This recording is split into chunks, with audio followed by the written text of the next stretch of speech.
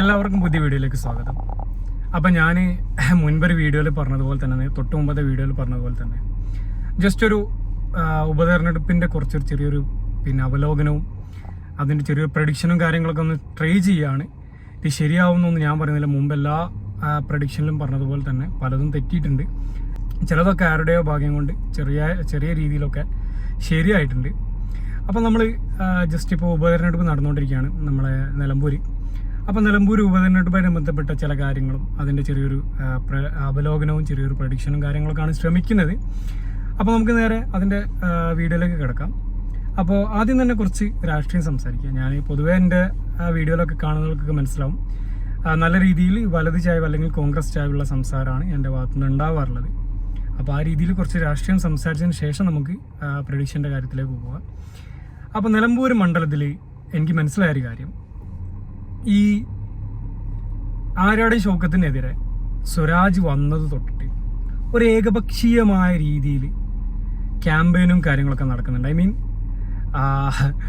ഏതെങ്കിലും നിലമ്പൂരുള്ള ഏതെങ്കിലും ആളുകളെ അല്ലെങ്കിൽ നിലമ്പൂരുള്ള നിവാസികളുടെ അടുത്തു നിന്നല്ല, കേരളത്തിന് സാംസ്കാരിക നായകർ എന്ന് അവകാശപ്പെടുന്ന ചില മുഖംമൂടി അണിഞ്ഞ സാംസ്കാരിക നായകരും അതുപോലുള്ള ചില മാധ്യമങ്ങളൊക്കെ സ്വരാജിനെ ഫീൽഡ് ചെയ്ത തുടക്കം മുതൽ തന്നെ സ്വരാജ് മറ്റതാണ്, സ്വരാജ് മറിച്ചതാണ്, സ്വരാജ് ആനാണ് ചേനാണ്, സ്വരാജ് അങ്ങനെയാണ് ഇങ്ങനെയാണ് പറഞ്ഞിട്ട് പല രീതിയിലുള്ള സംസാരം കാര്യങ്ങളും പല രീതിയിലുള്ള മാർക്കറ്റിങ്ങും പല രീതിയിലുള്ള ബിൽഡപ്പും കാര്യങ്ങളൊക്കെയാണ് കൊടുക്കുന്നത്. അതിനുശേഷം സാംസ്കാരിക നായകർ എന്ന് സ്വയം അവകാശപ്പെടുന്ന ചില ജീവികൾ, എനിക്ക് വോട്ടുണ്ടായിരുന്നെങ്കിൽ ഞാൻ സ്വരാജിന് ചെയ്തേനെ, എനിക്ക് നിലമ്പൂർ മണ്ഡലത്തിൽ വോട്ടുണ്ടായിരുന്നെങ്കിൽ ഞാൻ തീർച്ചയായും സ്വരാജിന് കൊടുത്തേനെ, സ്വരാജിന് വോട്ട് ചെയ്യാൻ പറ്റാത്തതിൽ ഞാൻ ഖേദിക്കുന്നു, എനിക്ക് നഷ്ടബോധം തോന്നുന്നു, ഇങ്ങനെ തുടങ്ങിയിട്ട് വലിയ രീതിയിലുള്ള തോരാത്ത സംസാരവും കാര്യങ്ങളൊക്കെയാണ്. അപ്പോൾ ഇത് ഏകപക്ഷീയമായ രീതിയിൽ എന്ന് പറഞ്ഞാൽ ഈ സാംസ്കാരിക നായകർ എന്ന് അവകാശപ്പെടുന്ന ടീമുകൾ കേരളം ഉണ്ടായത് തൊട്ടേ അല്ലെങ്കിൽ കേരളത്തിൽ ഈ ഇത്തരം ടീമുകൾ വന്നത് തൊട്ടിട്ട് അവർക്കൊക്കെ ഒരു ചുവന്ന സ്വഭാവമാണ്. അതുകൊണ്ട് നമ്മളത് വലിയ മൈൻഡൊന്നും ചെയ്യാൻ പോകാറില്ല. പക്ഷെ മൊത്തത്തിൽ സ്വരാജിന് ആ ഗ്രൗണ്ടൊന്ന് അനുകൂലമാക്കാൻ നല്ല രീതിയിൽ സോഷ്യൽ മീഡിയയിൽ നല്ല രീതിയിൽ പണി നടന്നിട്ടുണ്ട്. അപ്പോൾ അതിൻ്റെ എന്തെങ്കിലും റിസൾട്ട് ഉണ്ടാവുമോ അല്ലേ എന്നുള്ളതൊക്കെ ഇലക്ഷൻ വരുമ്പോൾ നമുക്ക് മനസ്സിലാകാം. അപ്പോൾ ഏതായാലും ചിലരുടെ അത്തരം ഗിമ്മിക്കുകളൊന്നും വലിയ രീതിയിൽ ഏശാൻ പോകുന്നില്ല എന്ന് തന്നെയാണ് എനിക്ക് പറയാനുള്ളത്. അപ്പോൾ നമുക്ക് നിലമ്പൂരിൻ്റെ കാര്യത്തിലേക്ക് വരാം, മറ്റുള്ള കാര്യങ്ങളിലേക്ക് കിടക്കാം. അപ്പോൾ നിലമ്പൂരിനെ സംബന്ധിച്ചിടത്തോളം പൊതുവേ ഒരു UDF അനുകൂല മണ്ഡലമാണ് നിലമ്പൂർ. പൊതുവേ പണ്ട് മുതലേ നിലമ്പൂർ എന്നാൽ നിലമ്പൂർ തേക്കും ആര്യാടൻ മുഹമ്മദും അതായിരുന്നു പൊതു സംസാരം. പൊതുവെ നിലമ്പൂർ എന്ന് ചോദിക്കുമ്പോഴത്തേക്ക് ആര്യാടൻ മുഹമ്മദിൻ്റെ നാട്ടുകാരനല്ലേ എന്നുള്ളൊരു ചോദ്യമായിരുന്നു മുമ്പുണ്ടായിരുന്നത്. അപ്പോൾ അത്രത്തോളം ആര്യാടൻ ഫാമിലിയും നിലമ്പൂരും അഭേദ്യമായൊരു ബന്ധമുണ്ട്. അപ്പോൾ ആ നിലമ്പൂരാണ് ഇലക്ഷൻ നടക്കുന്നത്. അപ്പോൾ കഴിഞ്ഞ 2 തവണ നിലമ്പൂർ സ്വതന്ത്ര പരീക്ഷണത്തിലൂടെ പൊതുവേ മലപ്പുറം ജില്ലയിലും എറണാകുളം ജില്ലയിലൊക്കെയുള്ള പല സീറ്റുകളും CPM സ്വതന്ത്ര സ്ഥാനാർത്ഥികൾക്കാണ് കൊടുക്കാറ്. കാരണം അവർക്ക് പാർട്ടി ചിഹ്നത്തിൽ മത്സരിക്കാൻ ആളെ കിട്ടാറില്ല. അപ്പോൾ കാലങ്ങൾക്ക് ശേഷം നിലമ്പൂർ ഒരു സ്ഥാനാർത്ഥി പാർട്ടി ചിഹ്നത്തിൽ മത്സരിക്കുന്നത് തന്നെ വലിയൊരു ആവേശം അവരുടെ പ്രവർത്തകർക്ക് ഇടയിൽ ഉണ്ടാക്കിയിട്ടുണ്ടെന്നുള്ളത് ശരി തന്നെ, അതിൽ യാതൊരു തർക്കവുമില്ല. അപ്പം നിലമ്പൂർ പൊതുവെ ഒരു UDF അനുകൂല അല്ലെങ്കിൽ UDF ചായ്വുള്ള UDF സ്വഭാവമുള്ളൊരു മണ്ഡലമാണ്. അപ്പോൾ ആ മണ്ഡലത്തിൽ കഴിഞ്ഞ 2 തവണ PV അൻവർ വിജയിച്ച് കയറി. അപ്പോൾ ഈ PV അൻവർ വിജയിച്ച് കയറിയ സമയത്തും ഒരു ബേസ് ആയിട്ടുള്ള അല്ലെങ്കിൽ ഒരു സാധാരണ ഒരു നല്ലൊരു മത്സരം നടക്കുന്ന മണ്ഡലങ്ങളിൽ ലഭിക്കുന്ന രീതിയിലുള്ളൊരു വോട്ട് ഷെയർ അല്ലെങ്കിൽ ഒരു വോട്ട് UDF സമാഹരിച്ചിട്ടുണ്ട്. ഇപ്പം കഴിഞ്ഞ അതിൻ്റെ ചെറിയൊരു കണക്കുകളിലേക്ക് നോക്കിക്കഴിഞ്ഞാൽ 2016 ഇലക്ഷൻ തൊട്ടിട്ട് നമുക്ക് നോക്കാം. 2016 ഇലക്ഷനിലാണ് PV അൻവർ ആദ്യമായിട്ട് ജയിക്കുന്നത്. അപ്പോൾ അന്ന് 77,858 വോട്ടാണ് PV അൻവർ പിടിച്ചത്. അന്ന് തന്നെ തോറ്റ സ്ഥാനാർത്ഥിയായിരുന്നു ഇപ്പം UDF സ്ഥാനാർത്ഥിയായിട്ടുള്ള ആര്യാടൻ ഷൗക്കത്തിന് കിട്ടിയിട്ടുണ്ട് 66,354. ഇത് പല ശക്തമായ മത്സരം നടക്കുന്ന പല മണ്ഡലങ്ങളിലും വിജയിക്കുന്ന സ്ഥാനാർത്ഥിക്ക് ലഭിക്കുന്ന വോട്ടിന് തുല്യമാണ് ഈ വോട്ട്. അതായത് 66,000 വോട്ട് എന്നൊക്കെ പറഞ്ഞാൽ പല മണ്ഡലങ്ങളും എടുത്തു നോക്കിയാൽ നമുക്ക് മനസ്സിലാവും വിജയിക്കുന്ന സ്ഥാനാർത്ഥിക്ക് കിട്ടുന്ന വോട്ടിന് തുല്യമാണത്. അപ്പോൾ അന്നത്തെ മെജോറിറ്റി എന്ന് പറയുന്നത് 11,504 വോട്ടിനാണ് അന്ന് PV അൻവർ വിജയിച്ചത്. മറ്റുള്ള സ്ഥാനാർത്ഥികളെ വോട്ട് ഷെയറും കാര്യങ്ങളൊന്നും ഞാൻ പറയുന്നില്ല. അപ്പോൾ ആ സമയത്ത് പിന്നെ ഈ നിലമ്പൂരിലുള്ള പല പഞ്ചായത്തുകളിലെയും ചെറിയൊരു വോട്ട് നില എടുത്ത് നോക്കിക്കഴിഞ്ഞാൽ അമരമ്പലം പഞ്ചായത്തിൽ LDF-നായിരുന്നു ലീഡ്. അതുപോലെ ചുങ്കത്തറ പഞ്ചായത്തിലും നേരിയ ലീഡ് LDF-നുണ്ടായിരുന്നു. അത് കഴിഞ്ഞ് എടക്കര പഞ്ചായത്തിലേക്ക് വരുമ്പം അവിടെ UDF-ന് ലീഡ് ലഭിച്ചു. കർളായി പഞ്ചായത്തിലും എടക്കര പഞ്ചായത്തിലും LDF-നായിരുന്നു ലീഡ്. കർളായി പഞ്ചായത്തിലും LDF-നായിരുന്നു ലീഡ്. മൂത്തടം പഞ്ചായത്തിൽ ഈ പറഞ്ഞതുപോലെ UDF-ന് ഒരു നേരിയ ലീഡ് കിട്ടി. നിലമ്പൂർ മുനിസിപ്പാലിറ്റിയിൽ ഈ പറഞ്ഞതുപോലെ LDF-ന് ലീഡായിരുന്നു. പോത്തുകല്ലിൽ LDF-ന് ലീഡായിരുന്നു. വഴിക്കടവിൽ LDF ലീഡായിരുന്നു. അതിൽ ഈ മൂത്തടം പഞ്ചായത്തിലല്ലാത്ത മറ്റുള്ളിടത്തും അൻവർ വ്യക്തമായ ലീഡ് നേടിയിരുന്നു. അത് കഴിഞ്ഞ് 2021 ഇലക്ഷനിൽ ഈ പറഞ്ഞതുപോലെ PV അൻവർ 81,227 വോട്ടായിരുന്നു PV അൻവർ പിടിച്ചത്. തൊട്ട് പിന്നിൽ നമ്മുടെ കോൺഗ്രസിന്റെ സ്ഥാനാർത്ഥിയായിട്ടുള്ള അന്തരിച്ചു പോയ VV പ്രകാശ് 78,527 വോട്ട്. അപ്പോൾ ഇത്രത്തോളം വോട്ടുകൾ ആയിരുന്നു പിടിച്ചത്. ഏകദേശം 2,700 വോട്ടിന്റെ ഒരു ഭൂരിപക്ഷമായിരുന്നു അൻവറിന് അന്ന് ലഭിച്ചിരുന്നത്. ആ സമയത്ത് ഈ പറഞ്ഞതുപോലെ തന്നെ അമരമ്പലം പഞ്ചായത്ത് LDF-നൊപ്പം നിന്നു. ചുങ്കത്തറ പഞ്ചായത്തിൽ നേരിയ ലീഡ് VV പ്രകാശിന് ലഭിച്ചു. അതേപോലെ എടക്കര പഞ്ചായത്തിൽ ചെറിയൊരു ലീഡ് 12 വോട്ടിന്റെ ലീഡ് മാത്രമായിരുന്നു അന്ന് CPM സ്ഥാനാർത്ഥിയായിട്ടുള്ള അല്ലെങ്കിൽ സ്വതന്ത്ര സ്ഥാനാർത്ഥിയുള്ള അൻവറിനുണ്ടായിരുന്നത്. കർളായിൽ അത്യാവശ്യം മോശമില്ലാത്ത ലീഡ് LDF-നുണ്ടായിരുന്നു. മൂത്തടം പഞ്ചായത്തിൽ നല്ല ലീഡ് UDF-നുണ്ടായിരുന്നു. പിന്നെ നിലമ്പൂർ മുനിസിപ്പാലിറ്റിയിൽ വലിയ കഴിഞ്ഞ തവണത്തെ അത്ര ലീഡ് അൻവറിന് ലഭിച്ചില്ല, നല്ല രീതിയിൽ കുറഞ്ഞു. പോത്തുകൽ പഞ്ചായത്തിൽ LDF-ന് ലീഡ് ലഭിച്ചു. വഴിക്കടവ് പഞ്ചായത്തിൽ ഈ പറഞ്ഞതുപോലെ തന്നെ അൻവറിന് ചെറിയ രീതിയിലുള്ള ലീഡ് ലഭിച്ചു. ഇങ്ങനെയാണ് അവിടുത്തെ പഞ്ചായത്ത് തല കണക്കുകൾ.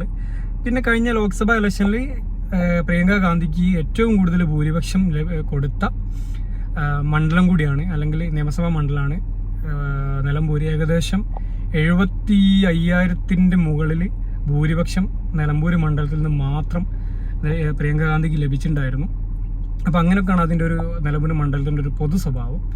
അപ്പോൾ അതാണ് ഞാൻ ആദ്യമേ പറഞ്ഞത്, നിലമ്പൂർ മണ്ഡലത്തിൽ PV അൻവർ ജയിച്ചിട്ടുണ്ടെങ്കിലും കൂടെ ഒരു UDF അനുകൂല സ്വഭാവം പൊതുവെ നിലമ്പൂർ മണ്ഡലത്തിൽ ഉണ്ടാവാറുണ്ട്. അതായത് ഞാൻ പറഞ്ഞല്ലോ, പല മണ്ഡലങ്ങളും വിജയിക്കുന്ന സ്ഥാനാർത്ഥിക്ക് ലഭിക്കുന്ന വോട്ടുകൾ UDF സ്ഥാനാർത്ഥിക്ക് ലഭിക്കുന്ന ഒരു സ്ഥിതി ഉണ്ടാവാറുണ്ട്. അപ്പം ഞാൻ പറഞ്ഞു വരുന്നത്, ഒരു 65,000 വോട്ട് സ്ഥിരമായിട്ട് തോറ്റാലും ജയിച്ചാലും ഒക്കെ UDF-ന് സ്ഥിരമായിട്ട് കിട്ടിക്കൊണ്ടിരിക്കുന്ന ഒരു വോട്ടാണ്. അത്രത്തോളം വോട്ട് LDF തോൽക്കുന്ന സമയത്ത് LDF-ന് കിട്ടാറില്ല. 60,000 വരെ, അല്ലെങ്കിൽ 54,000, 55,000 ആ വോട്ടുകൾക്കാണ് മുൻകാല ഇലക്ഷനിലൊക്കെ ആര്യാട് മുഹമ്മദൊക്കെ മത്സരിച്ച ഇലക്ഷനിലൊക്കെ നമ്മുടെ CPM-ന് അവിടെ ലഭിച്ചത്. വേണമെങ്കിൽ അതിൻ്റെ ചെറിയൊരു കണക്ക് ഞാൻ പറഞ്ഞുതരാം. ഈ 2011 ഇലക്ഷനിൽ 66,331 വോട്ടാണ് ആര്യാടൻ മുഹമ്മദിന് ലഭിച്ചിരുന്നത്.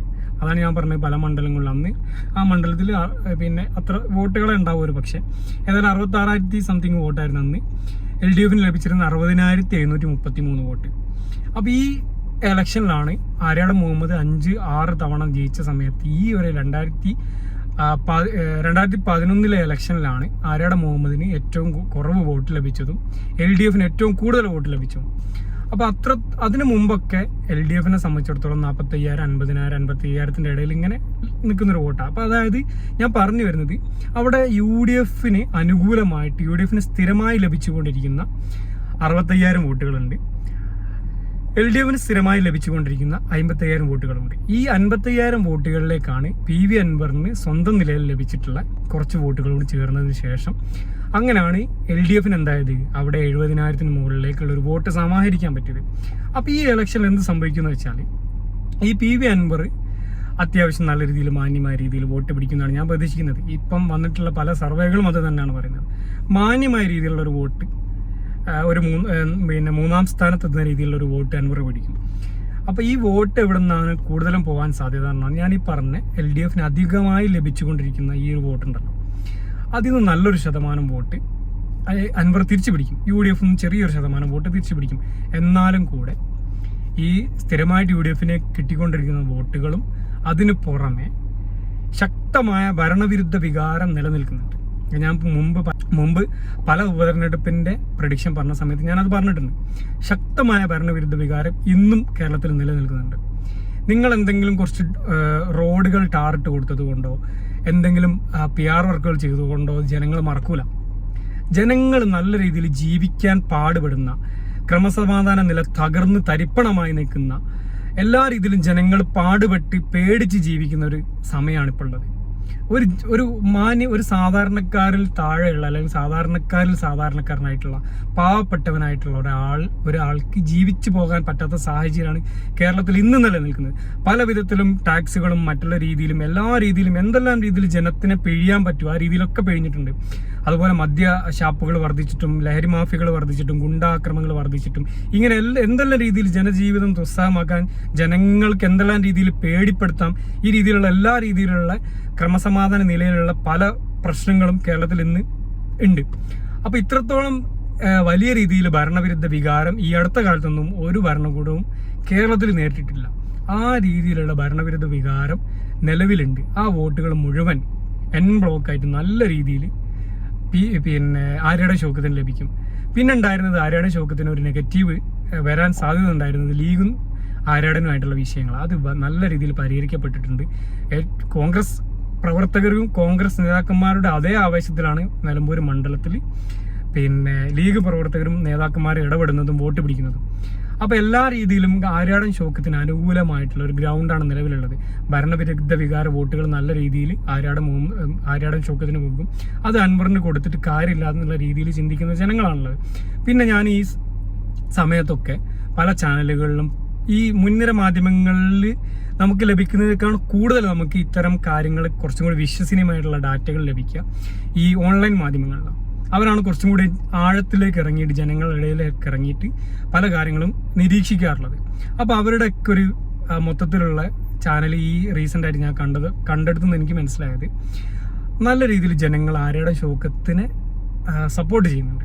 അത്രത്തോളം സപ്പോർട്ട് സ്വരാജിന് കിട്ടുന്നില്ല. എത്രത്തോളം ഉയർപ്പിച്ച് കൊണ്ടുവന്നാലും സ്വരാജിന് നിലമ്പൂരുകാരനാണ് ഞാനേ എന്നുള്ള പറച്ചിലെന്നല്ലാണ്ട് സ്വരാജ് നിലമ്പൂർ ജനിച്ചിട്ടുണ്ടാവും, ചിലപ്പോൾ അവിടെ എപ്പോഴെങ്കിലും വന്നിട്ടുണ്ടാവും. മൂപ്പര് കാലങ്ങളായിട്ട് എറണാകുളത്താണ് സെറ്റിൽഡ് ആയിട്ടുള്ളത്. അത് എല്ലാവർക്കും അറിയുന്നതാണ്, നിലമ്പൂർക്കാർക്കും അറിയുന്നതാണ്. അപ്പം ഈ നിലമ്പൂർക്കാരൻ എന്ന വികാരം കൂടുതൽ അനുകൂലമാകാൻ പോകുന്നത് ആര്യാടൻ ഷൗക്കത്തിനാണ്. ഭരണവിരുദ്ധ വികാരം ആര്യാടൻ ഷൗക്കത്തിനാണ് അനുകൂലമാകാൻ പോകുന്നത്.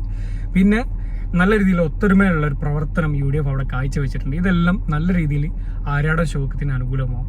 അപ്പോൾ ഞാൻ പ്രതീക്ഷിക്കുന്നത് ഏകദേശം 1,70,000 മുതൽ 80,000 85,000 വോട്ട് വരെയാണ് മാക്സിമം വരാറുള്ളത്. മറ്റുള്ള മണ്ഡലങ്ങളെ അപേക്ഷിച്ച് നല്ല രീതിയിൽ പോളിംഗ് നടക്കാൻ സാധ്യതയുള്ള ഒരു മണ്ഡലമാണ് നിലമ്പൂർ. കാരണം പൊതുവെ ഈ നിലമ്പൂർ നിലമ്പൂരുകാർക്ക് ഇലക്ഷൻ വരുന്ന സമയത്ത് നല്ലൊരു ആവേശം ഉണ്ടാവാറുണ്ട്. അപ്പോൾ ഇത്തവണ ഉപതെരഞ്ഞെടുപ്പിന്റെ കാരണം കൊണ്ട്, അതായത് വെറുതെ ഞങ്ങൾ എന്തിനു വോട്ട് ചെയ്യണം എന്നുള്ള ചിന്ത പലരിലും ഉണ്ട്.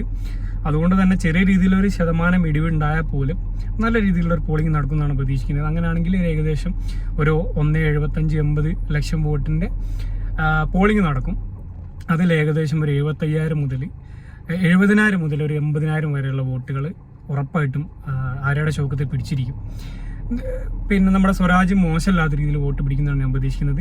LDFന്റെ ബേസ് വോട്ടായിട്ടുള്ള 60,000-ന് മുകളിലേക്ക് ഒരു 6,000-7,000 വോട്ടുകൾ അല്ലെങ്കിൽ ഒരു 10,000 താഴെയുള്ള വോട്ടുകൾ സ്വരാജും പിടിക്കും.